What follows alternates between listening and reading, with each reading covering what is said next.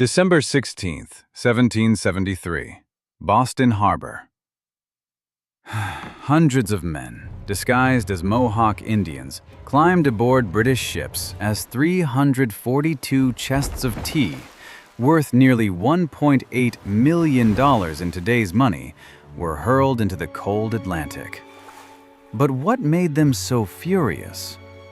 To understand that answer, we need to go back more than a century. In 1630, English Puritans fleeing religious persecution arrived in America and founded a small settlement they named Boston, never imagining that this fragile colony would one day challenge the most powerful empire on earth. By the 1760s, Britain was drowning in debt after years of war and turned to the American colonies for revenue. The Stamp Act taxed every piece of paper. The Townshend Acts taxed tea. Boston merchant Samuel Adams thundered that taxation without representation was tyranny. Crowds gathered. Anger boiled over. British troops marched into the city. Then came March 5th, 1770, a freezing winter night on King Street, where civilians confronted soldiers with snowballs and stones. Panic erupted. Shots rang out. 5 Americans fell dead onto the snow, including Crispus Attucks, a former slave, the first to die. News spread fast. The British had murdered civilians. History would remember it as the Boston Massacre, but it was only the beginning. In 1773, Britain pushed again with the Tea Act, tightening its grip. On December 16th, 5,000 people packed the Old South Meeting House as Samuel Adams declared, "I don't know what more we can do to save our country." That was the signal.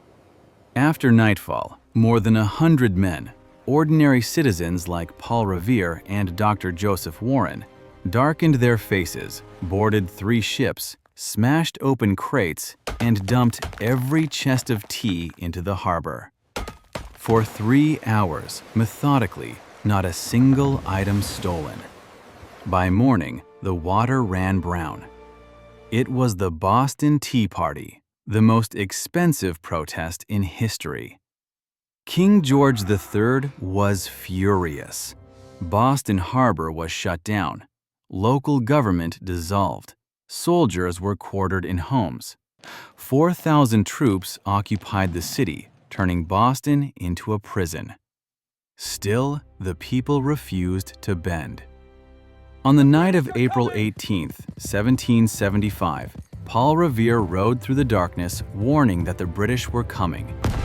At dawn on April 19th, shots were fired on Lexington Green.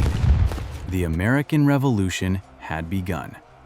Minutemen surged toward Boston, laying siege to the city. At Bunker Hill, the British technically won, but at the cost of half their force. George Washington arrived to take command, and in March 1776, he fortified Dorchester Heights overnight, forcing the British to evacuate. After 11 months, Boston was free.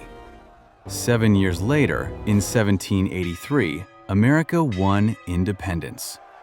Boston grew into an educational powerhouse, a refuge for immigrants, and later a global technology hub. Today, its streets, once stained with blood, are filled with visitors walking the Freedom Trail. This is the story of Boston, the city where a cup of tea ignited a revolution, where ordinary people challenged an empire, where 5 martyrs lit the fire of liberty, and where history proved that when people stand by their principles, no empire can hold them down.